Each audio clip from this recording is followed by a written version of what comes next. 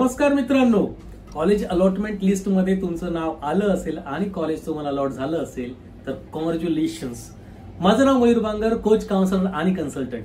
ह्या लागलेल्या कॉलेजला जर तुम्हाला ऍडमिशन घ्यायचं असेल तर काही जास्त मोठी दिक्कत नाही उरली आता आपल्यासाठी. Everything is been done. Log in केल्यानंतर बघा तिथे तुम्हाला प्रोसीड टू ऍडमिशन नावाचं बटन दिसतंय. नसेल दिसत तर कोणतं ना कोणतं डॉक्युमेंट अपलोड करायचं राहिलं असेल, आपल्या स्कूलशी संपर्क साधा आणि तो तुमचं डॉक्युमेंट कदाचित कास्ट सर्टिफिकेट किंवा नॉन क्रिमिलियर सर्टिफिकेट किंवा कोणत्याही प्रकारचं रिझर्वेशन सर्टिफिकेट हे आपलं पेंडिंग असू शकतं, ज्यासाठी ते बटन ऑन नाही झालंय ते तुम्ही तुमच्या स्कूलशी कॉन्टॅक्ट करून रिझॉल्व्ह करून घेऊ शकता. ज्यांना प्रोसीड टू ऍडमिशन बटन दिसतंय, यू आर सॉर्टेड.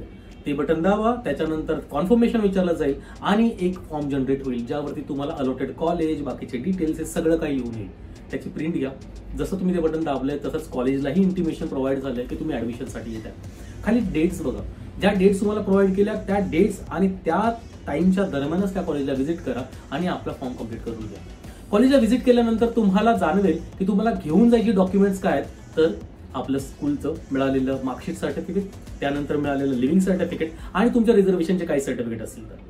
कॉलेजला गेल्यानंतर कदाचित तुम्हाला गेटवरती जाणवेल की त्यांची स्वतःच्या वेबसाईटवरती जाऊन अजून एक फॉर्म भरायचा आहे. हे कॉलेज टू कॉलेज व्हेरी करणार, काळजीपूर्वक भरा.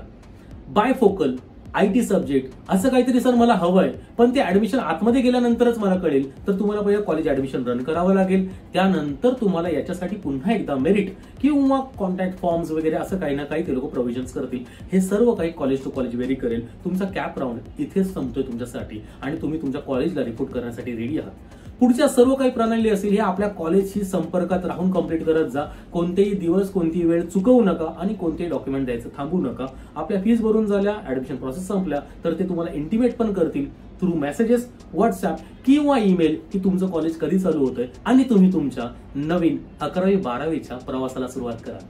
खूप खूप अभिनंदन तुमचं. लागलेलं कॉलेज तुम्ही घेऊन पुढे तुमच्या आयुष्यात उत्तरोत्तर प्रगतीच करत राहा आणि पुन्हा एकदा 12वीच्या परीक्षांमध्ये पण जबरदस्त कामगिरी करून दाखवा. Thank you so much.